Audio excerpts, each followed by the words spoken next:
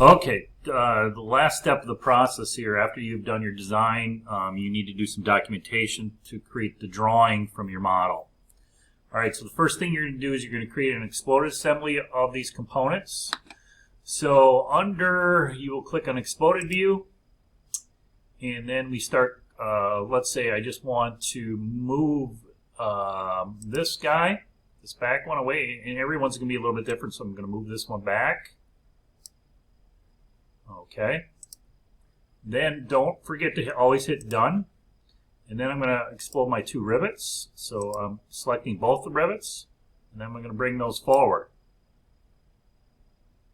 And then Done. And then you will accept that. So the next thing I'm going to do an explode line sketch. So that's under Exploded View. And I'm just going to connect the parts. So I'm going to grab this.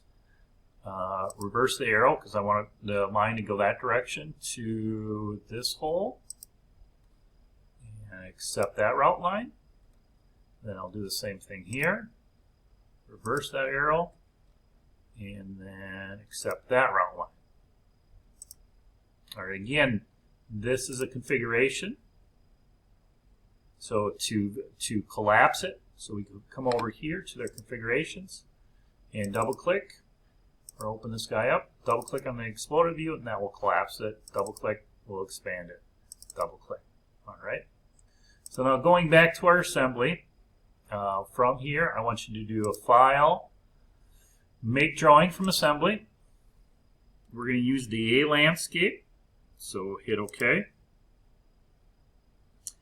I'm going to drag and drop the front view. So we'll take a front view. And then the right side view. Then we'll plop an isometric view up here. We don't need a top view on this. Okay. I will accept this. Now I'm over in this space. I'm going to do a detailed view of a flat pattern of your sheet metal part because that's kind of a little bit more important. So I'm going to go back to my assembly. So I can click on any view, open assembly. And then open this part. So what we want to show, again, if I go up to my sheet metal tab, I click on flatten, there's it in the flattened state. So because we'll need some of those dimensions when we go to bend it. So I'm going to hit Control Tab. I'm going to go back to my drawing.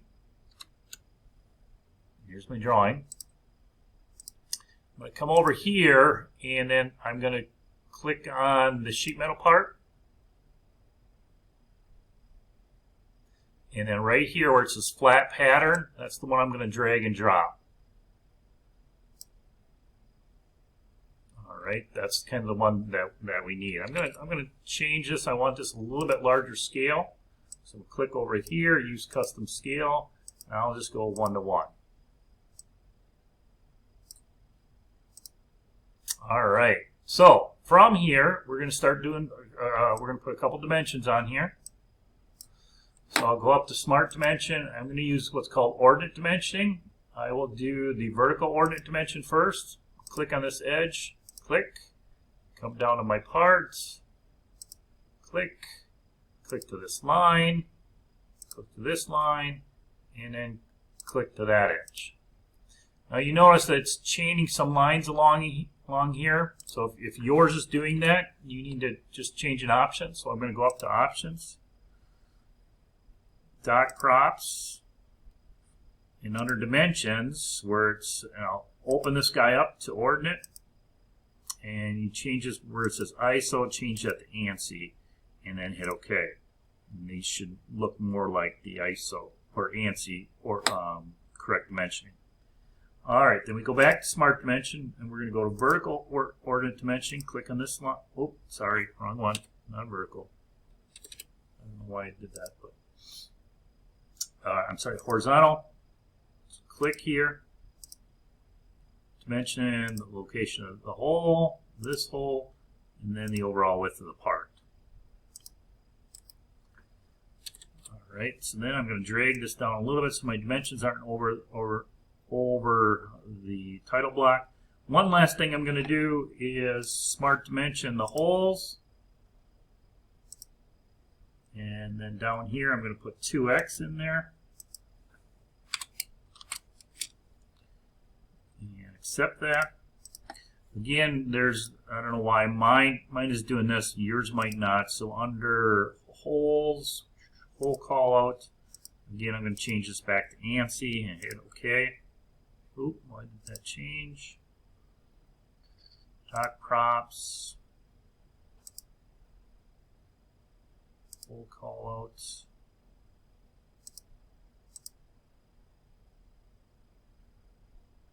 Under diameter, change that to ANSI. There we go. That's the correct method it needs to look like. All right. A couple other things I want you to do. Just put some overall dimensions in here, from here to here. Overall length, overall height, and overall width.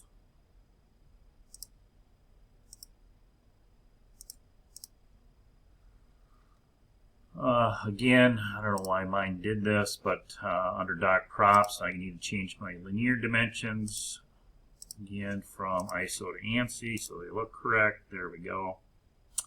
And then one more view that you're going to put on. You're going to put the exploded view. So go in Assembly 1. Drag and drop my exploded view. Accept that.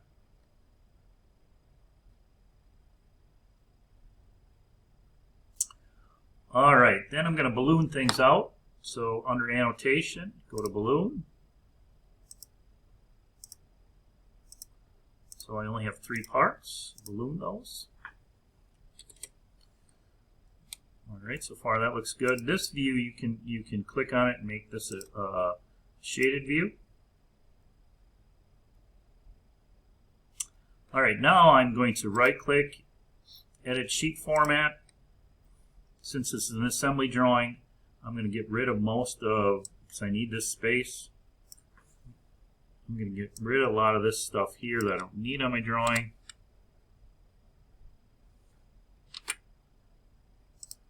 Sorry, got rid of one too many lines up there. Delete this out. Bring this over to this one. Delete this stuff. Just cleaning up my title block because I want to have a space to put my bill of materials. Again, update the title block here and here. Put your name and your dates. Right click back, edit sheets.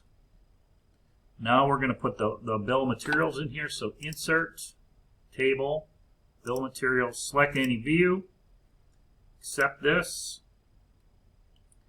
And I'm just going to drag this. I'm going to get rid of the description. So I'm going to right click on this column, delete column,